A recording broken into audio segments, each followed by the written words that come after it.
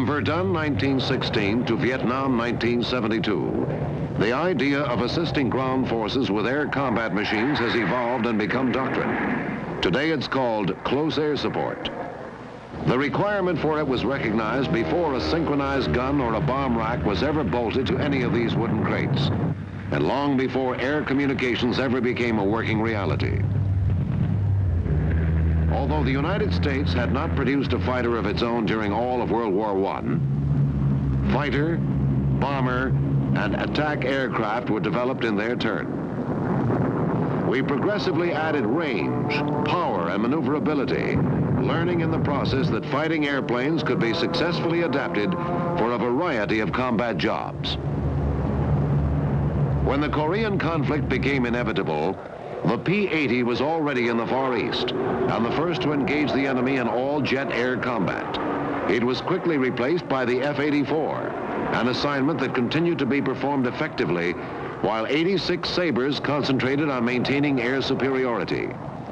Even though ground support inevitably became the job of sophisticated high-performance weapon systems, a considerable amount of this work fell to World War II propeller-driven machines whose slower speeds and controllability at low altitudes allowed a particular advantage for close-in ground operations.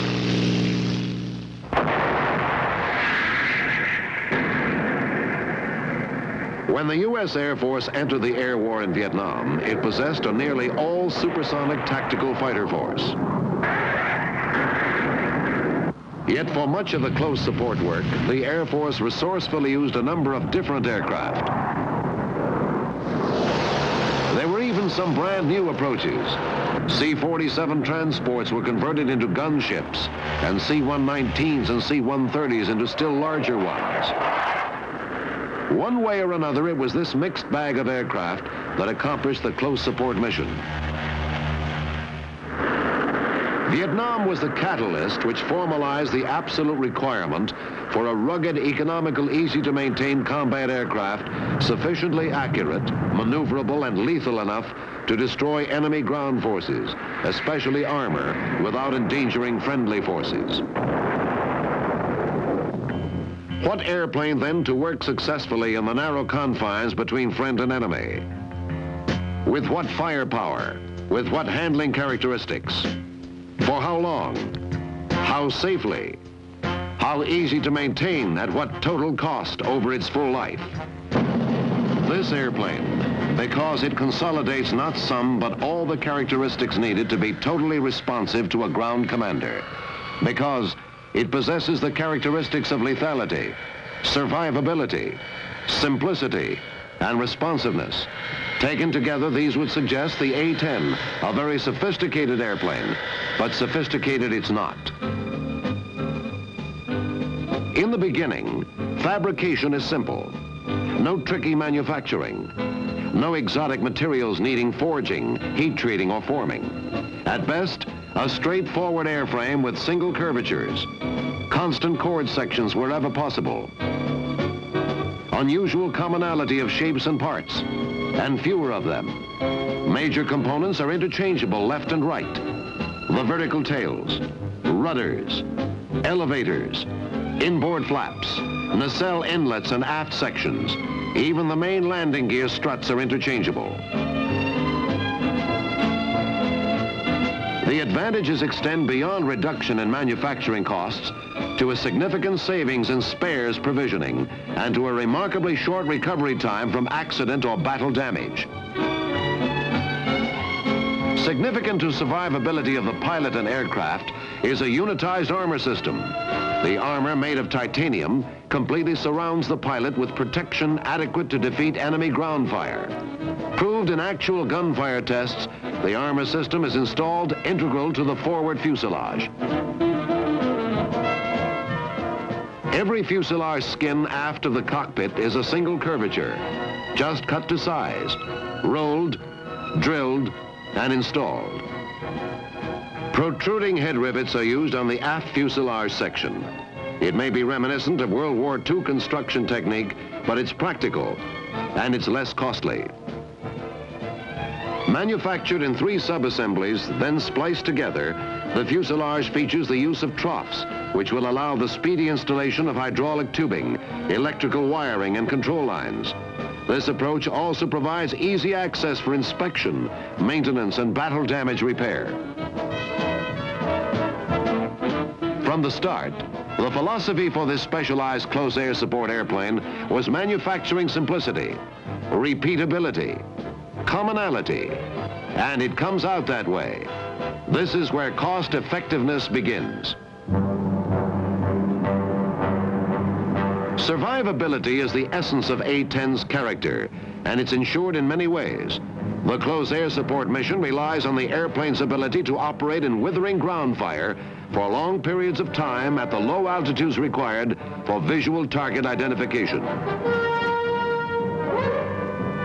Survival for the pilot is paramount, and his odds are remarkably improved because he finds himself confidently shielded with titanium armor and covered with a large bullet-resistant glass windscreen. He looks through a canopy that allows excellent visual contact with the combat environment outside his cockpit. His primary control system is hydraulically operated, but the airplane can be manually flown. It's a redundant system so arranged that a high explosive shell is not likely to sever its widely separated control cables running down both sides of the fuselage.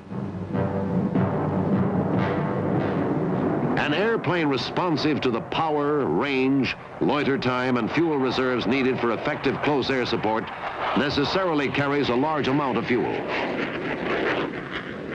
A-10 fuel is consolidated on the aircraft center of gravity in wing center section integral tanks and in fuselage self-sealing bladder tanks. The fuel is protected by a system using foam-filled tanks and wraparound fire-inhibiting foam. At a special facility, the Air Force Ballistics Laboratory conducted tests against enemy gunfire using representative specimens of fuel-carrying sections of the fuselage and wing. To approximate the realism of ground gunfire hits, the specimens were located above the gun and in the path of high-velocity air that simulated the aircraft slipstream in flight. This hit was made on an unprotected fuselage specimen. Against the same test, the protection system of this fuselage specimen successfully suppressed explosion and minimized fire. Similarly, the protection system in this wing specimen suppressed fire and explosion. A-10's engines also enhance survivability. High up, out of the way, they are free from foreign object damage, kick up less ground debris in the least prepared of working environments. Their upcanted tailpipes help even more. So positioned, they are less susceptible to ground fire, getting considerable protection from wing and tail. These surfaces also providing effective masking from infrared sensors. Their hot sections are not only well away from all the airplane's fuel, but their chances of ingesting gases from the airplane's internally mounted 30mm gun are minimized. These, incidentally, are new technology fan jet engines with good growth potential. Already proven, they have been qualified by the Navy for long-endurance overwater submarine surveillance operations. By designing multiple load pathing into its primary structure, the airplane will absorb major battle damage, even to the loss of a large section of wing or ailerons, rudder or elevators. Not only because its structure is rugged overall, but because the airplane is so aerodynamically stable.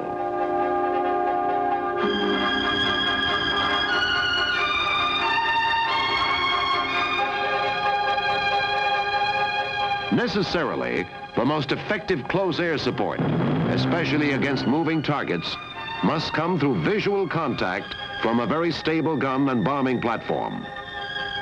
Since the A-10 is designed to operate on a visual basis under extremely marginal weather conditions, below 1,000-foot ceilings and 1-mile visibility, it can be successful under these circumstances because it is agile, has a tight turning radius of about 1,000 feet, and a range of delivery airspeeds from 150 to over 400 knots.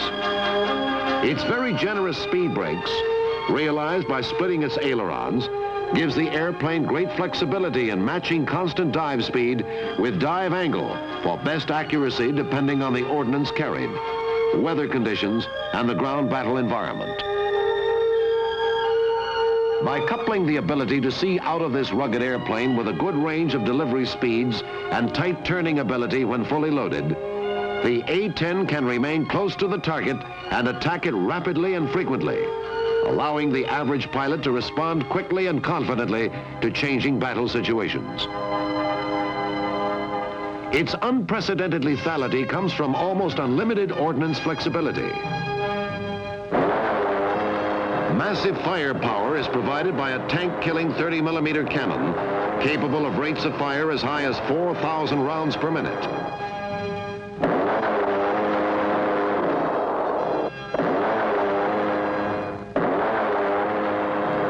Carefully developed at every step of the way, the GAU-8A has been fully demonstrated in the A-10 close air support aircraft and can be employed without any adverse effect on the handling or maneuverability of the aircraft. A single load of 28 500-pound bombs can be hung on its 10 store stations, or it can manage 24 500s and a combination of rockets and flares. Maverick missiles enhance its lethal firepower even more. The Maverick is a terminally guided anti-armor weapon with greatly improved hard target penetration. Its warhead size sufficient to assure a catastrophic kill. Able now to loiter for long periods and work in marginal weather with a very flexible choice of ordnance, and a lot of it, the A-10 pilot can be very responsive to the field commander in a wide variety of combat situations. He can work in close to friendly troops with good accuracy and double back quickly to re-attack if necessary. Responsiveness also means returning to a short and unprepared airstrip, being serviced, rearmed, and made available again in the shortest period of time. The length of the airfield will determine the ordnance and fuel load combinations. But this close air support machine with its STOL characteristics will operate into and out of a forward airstrip if necessary, and will never need one longer than 4,000 feet to operate at maximum gross weight.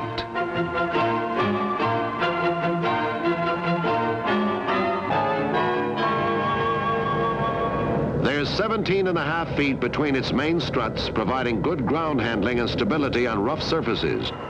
The main landing gear is a short, rugged, simple gear, which will allow operations under extremely soft surface conditions, which may be expected at forward airstrips.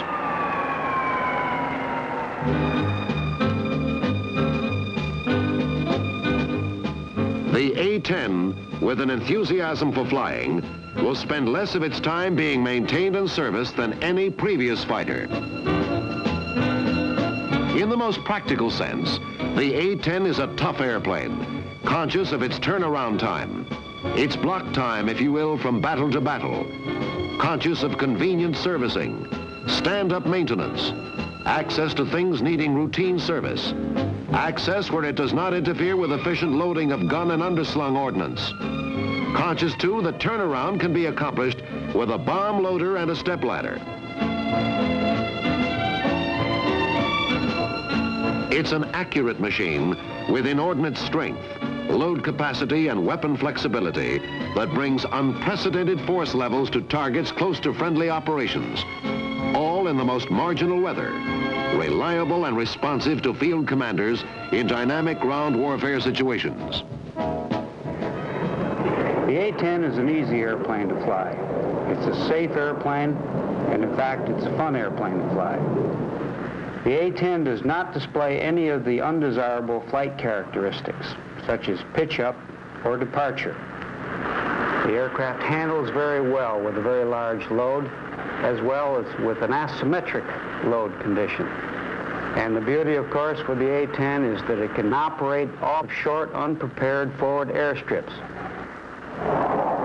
You can fly it through the entire spectrum of the attack profile maneuvers, with minimum control effort. An interesting and rather important point here is that this characteristic does not change significantly with an increase in gross weight.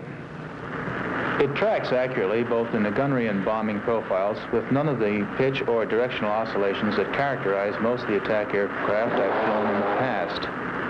This I consider quite significant because in operating at low altitudes and under reduced weather ceilings, a pilot has a minimum amount of time in which to acquire the target, roll in, stabilize, and release his weapon.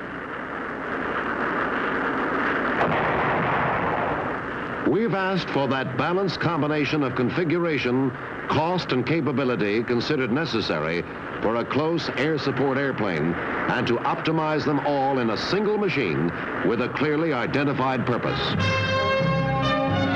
In final analysis, we've asked a single airplane to take on the toughest job assigned to any fighting machine in recent history.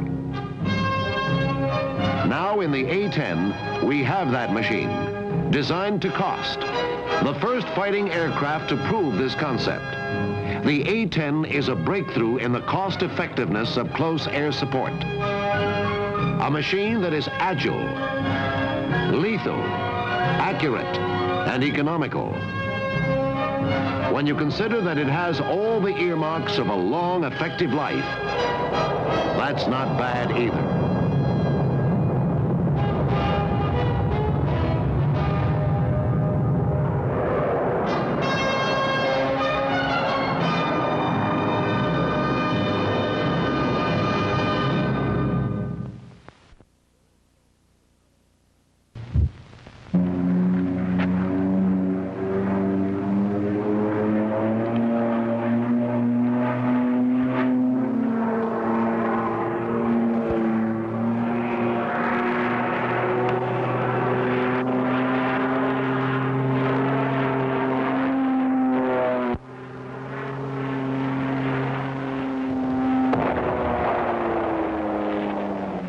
This is the OV-10A Bronco, North American Aviation Columbus Division's small, versatile prop jet. The first aircraft specifically designed for close-in battlefield support operations. The Bronco is being produced in quantity for the United States Air Force and Marine Corps. Initial deliveries are scheduled for July 1967. Slower, but more maneuverable than jets. Yet faster and more versatile than helicopters, the Bronco provides capabilities not available in either. Its missions will include close-in fire support, armed reconnaissance, forward air control, target marking, helicopter escort, and liaison. For maximum effectiveness, the Bronco is designed to operate from austere forward airstrips close to the scene of action. This capability permits first-hand consultations between pilots, ground units, and political authorities. The pilot can become intimately familiar with the tactical situation and thus respond immediately to the precise needs of the ground commander. For this type of operation, the OV-10A takes advantage of its short takeoff and landing capability. The rugged landing gear has been thoroughly tested on this specially constructed washboard strip. The tortuous strip is so severe that an automobile cannot be controlled at speeds greater than 13 miles per hour. These tests proved more challenging to the pilot than to the aircraft.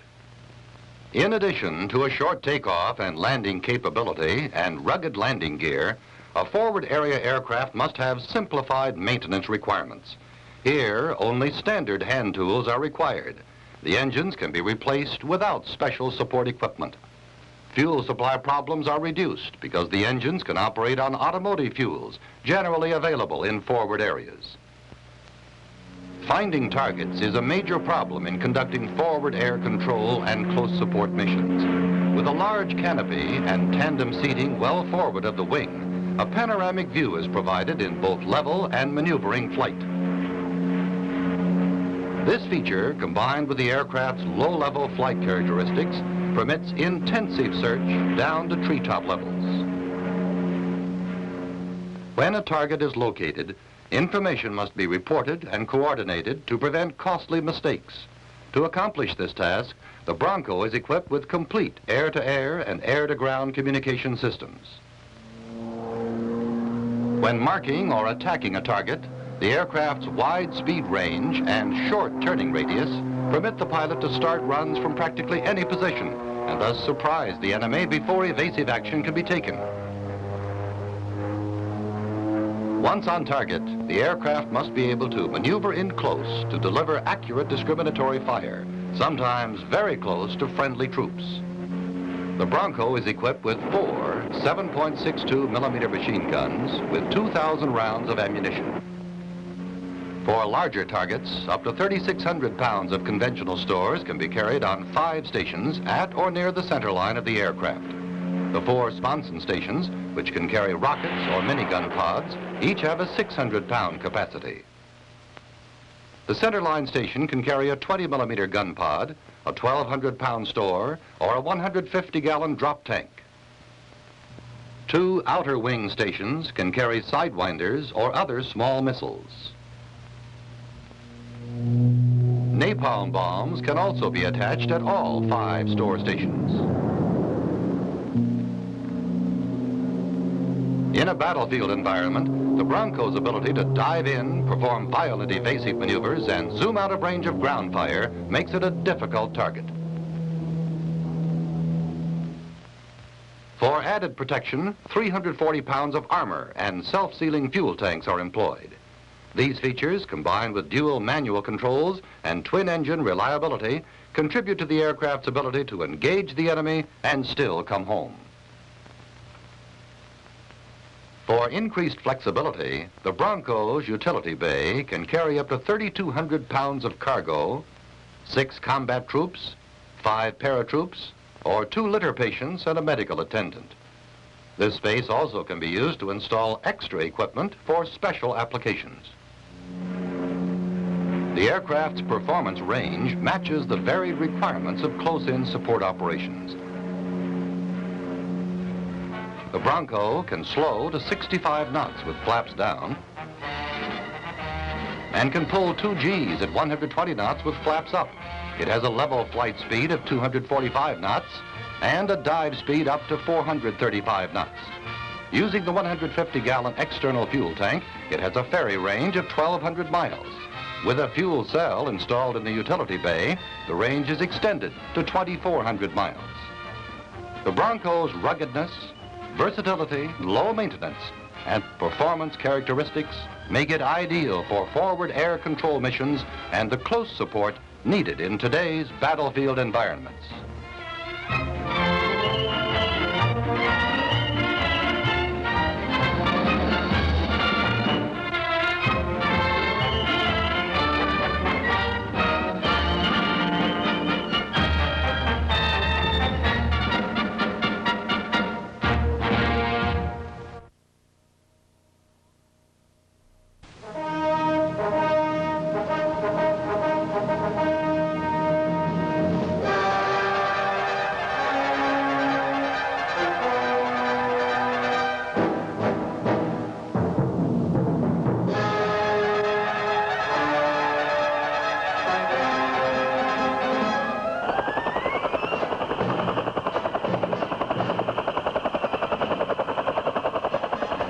This is the Huey Cobra, the world's first attack helicopter.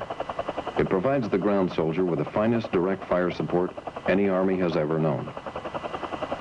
The Cobra's mission effectiveness is the product of its maneuverability, speed, and most important, its stability as a weapons platform. Stability is the key to accuracy in ordnance delivery.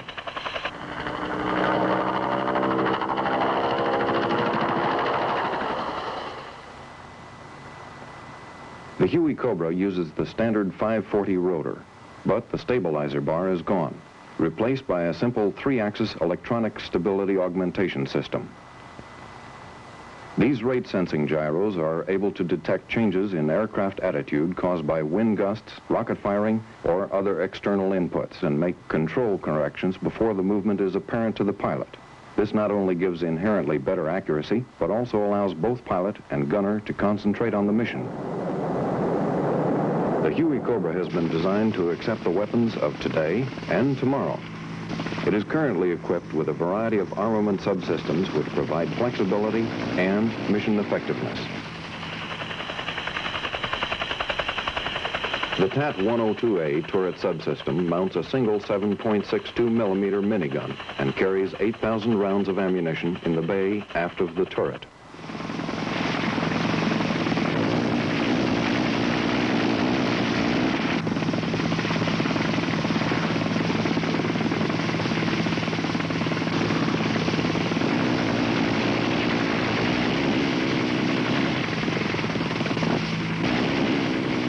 The XM-28 turret subsystem mounts two 7.62 millimeter miniguns with 4,000 rounds per gun, or two 40 millimeter grenade launchers with 300 rounds per gun,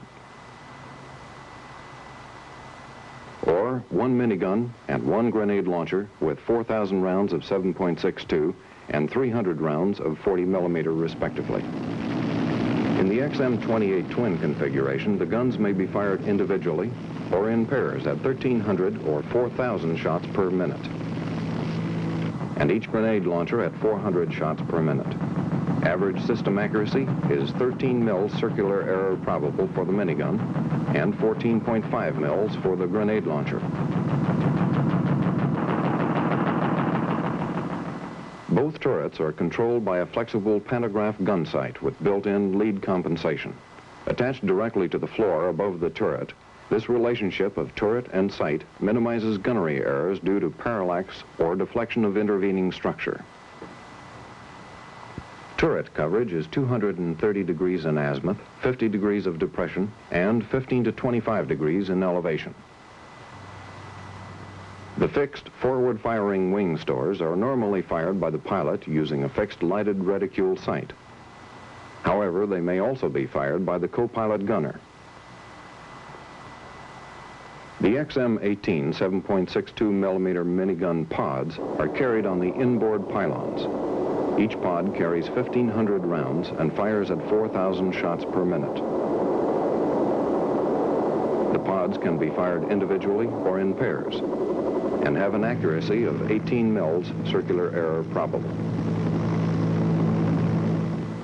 The 2.75-inch spin-stabilized folding fin aerial rockets can be carried in the 7-tube XM-157 pods or in the 19-tube XM-159 pods on all four wing pylons for a maximum ordnance load of 76 rockets.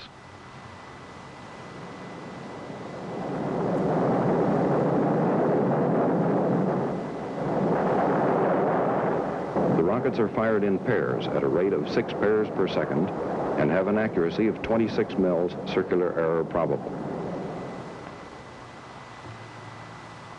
Advanced armament and fire control systems, already in flight test or engineering design, will substantially increase the already impressive mission effectiveness of the Cobra.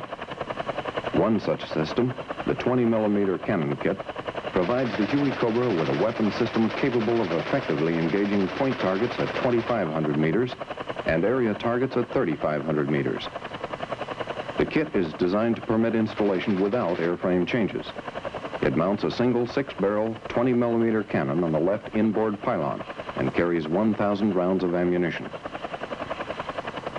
Weapon accuracy is provided by the stability augmentation system, which eliminates any yawing or pitching motion introduced into the airframe by the asymmetric gun recoil.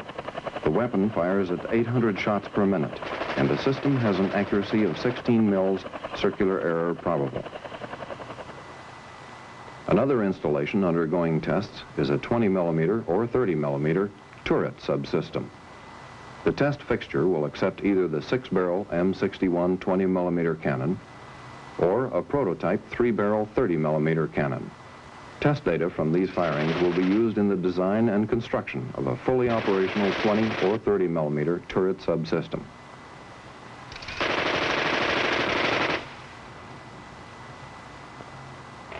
This, then, is the Huey Cobra, meeting the challenge of today and prepared for the challenge of tomorrow.